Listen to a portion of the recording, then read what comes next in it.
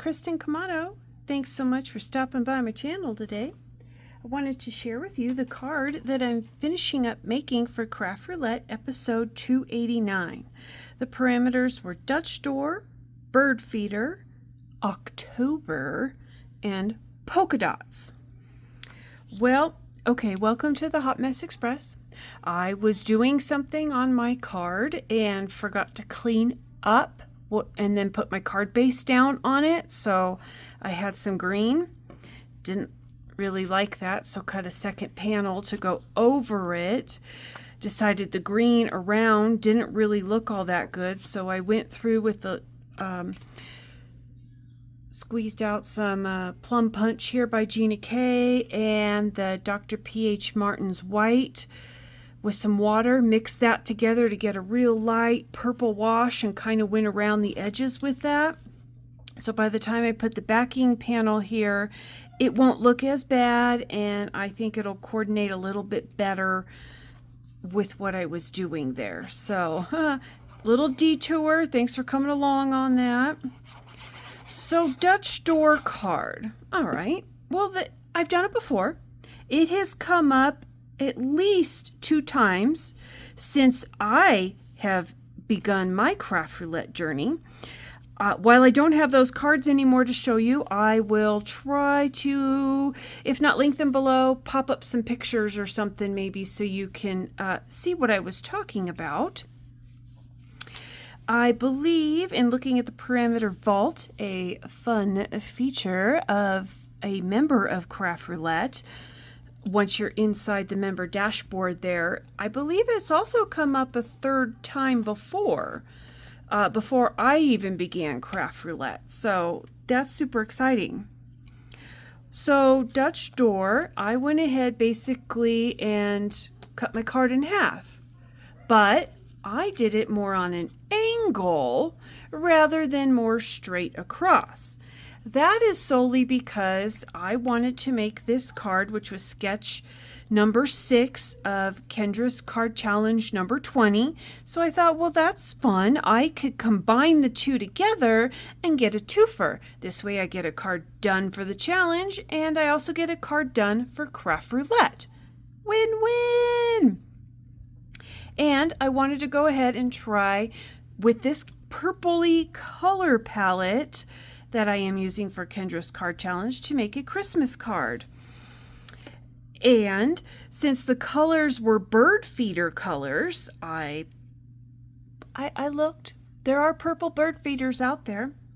And it was brought up in the show of the purple bird feeder and maybe the environment around it, such as green grass, yellow in the sky, white is neutral. You could, white clouds perhaps in the sky, or perhaps the birds that might be coming to feed at this particular feeder. So I'm considering that a check. October, okay, yeah, I made a Christmas card. That's not October. However, I am making this card in the month of October, so therefore it counts. Polka dots. Well, this wasn't the original paper I was going to use for this particular card in the challenge, if you follow along exactly as how the challenge goes. But I switched it up and found a paper still matching with the theme I'm doing for Kendra's card challenge, but used the polka dot background paper because I wasn't sure I may be able to fit polka dots in elsewhere. So I just changed up the background paper and I think it works. I've heard some people are traditionalists when it comes with Christmas colors, and then I've heard some that like purple and some that don't like purple with their Christmas cards. I know who you might be, and that's okay. This card will make sure to go to somebody who does enjoy purple with a Christmas card. And I liked this tree. This was a new to me die set that I've picked up. I know iCrafter is no longer in business, but the tree could be used for the inside, or as you could see, it was used for the outside of the card. Kind of neat that they're red. Might be able to find that on a resale group somewhere. So I cut out the tree. I liked how it covered most of the card. I ink blended that with my Gina K Design inks in the Spruce color family. I did use all 3 on the tree and brought in that Plum punch for the garlands.